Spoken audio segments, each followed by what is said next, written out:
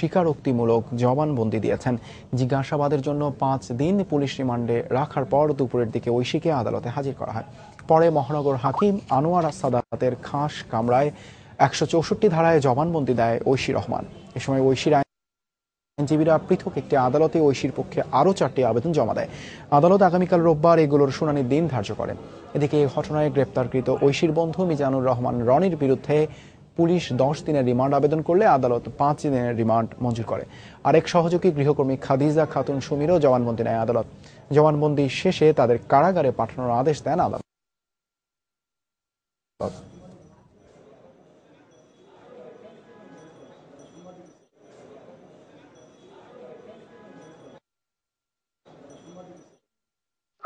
ঐশীর জন্য জামিনের প্রার্থনা করেছিলেন এবং সেই জামিনের প্রার্থনা আগামীকাল হিয়ারিং হবে। জুবিনাল আদালতে বিচারের জন্য প্রার্থনা করেছিলেন। আমরা বলেছি বয়স এখন পর্যন্ত নিশ্চিত হয়নি, সুতরাং এই অবস্থায় আদালতে বিচারে যাওয়ার কোনো সুযোগ নেই। 164 ধারার যে জবানবন্দি দিয়েছে, উনি একজন নাবালিকা এবং মানসিকভাবে ভারসাম্যহীন, কিভাবে তিনি 164 আদালতে স্বীকারোক্তিমূলক জবানবন্দি দেন?